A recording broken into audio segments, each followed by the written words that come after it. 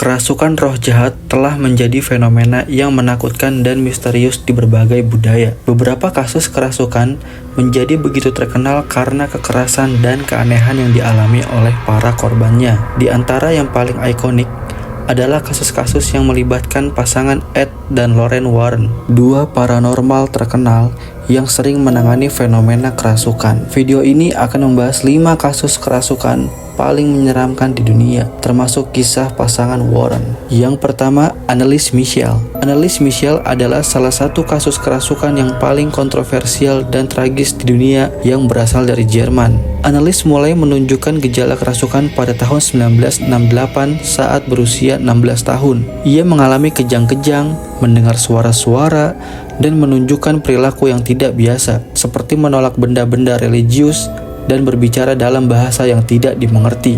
Setelah pemeriksaan medis gagal mengidentifikasi penyebab pasti kondisi Anneliese, keluarganya memutuskan untuk melakukan eksorsisme.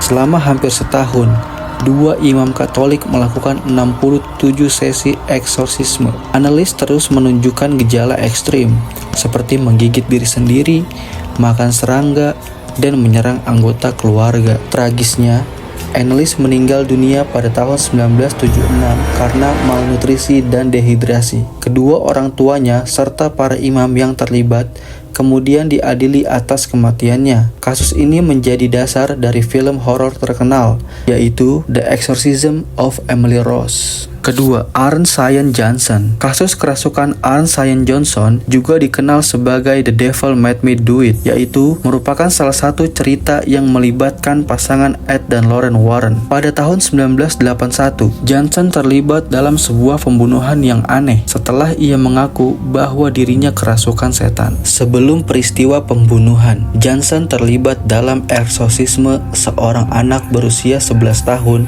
bernama David Glazel. Johnson mengklaim bahwa roh jahat yang telah merasuki David berpindah ke tubuhnya. Pada Februari 1981, Johnson membunuh tuan tanahnya yang bernama Alan dan kemudian ditangkap oleh polisi. Saat di pengadilan, Johnson mengajukan pembelaan bahwa tindakannya dilakukan karena kerasukan roh jahat. Pasangan Warren terlibat dalam investigasi kasus ini dan memberikan kesaksian bahwa Johnson benar-benar kerasukan. Meskipun pembelaan kerasukan tidak diterima secara resmi oleh pengadilan, kasus ini menjadi sangat terkenal dan diangkat menjadi bagian dari film The Conjuring, The Devil Made Me Do It 2021 kemarin. Ketiga, Michael Tyler. Kasus Michael Tyler dari Inggris adalah salah satu contoh eksorsisme yang berakhir dengan kekerasan ekstrim. Pada tahun 1974, Michael, seorang pria biasa dari Yorkshire, mulai menunjukkan tanda-tanda perilaku yang tidak biasa setelah bergabung dengan sebuah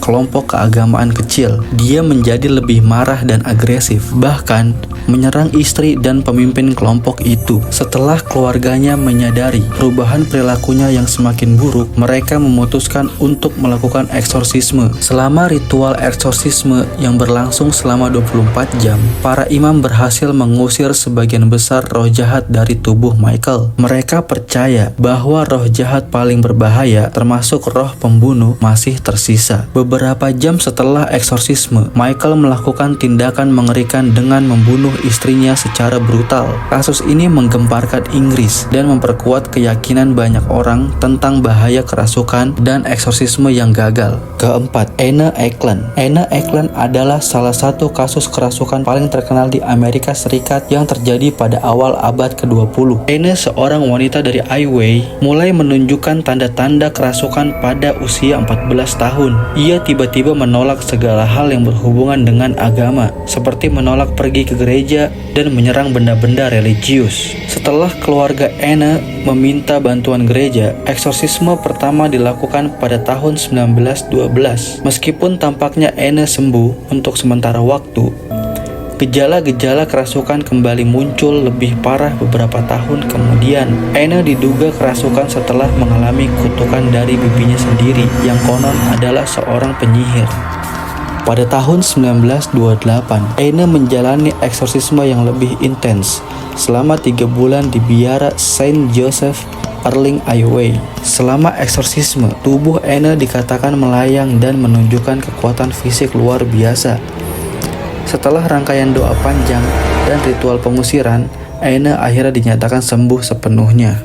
Kelima, Roland Doe. Kasus Roland Doe adalah salah satu inspirasi utama untuk film legendaris The Exorcist. Roland Doe adalah seorang remaja dari Maryland, Amerika Serikat, yang dilaporkan mulai mengalami aktivitas paranormal setelah mencoba berkomunikasi dengan roh menggunakan papan Ouija pada akhir 1940-an. Roland mulai menunjukkan tanda-tanda kerasukan, seperti benda-benda bergerak sendiri di sekitarnya, mendengar suara-suara aneh, dan perilaku aneh yang tak bisa dijelaskan. Keluarganya kemudian meminta bantuan dari gereja Katolik, dan seorang imam Jesuit memulai serangkaian eksorsisme pada tahun 1949.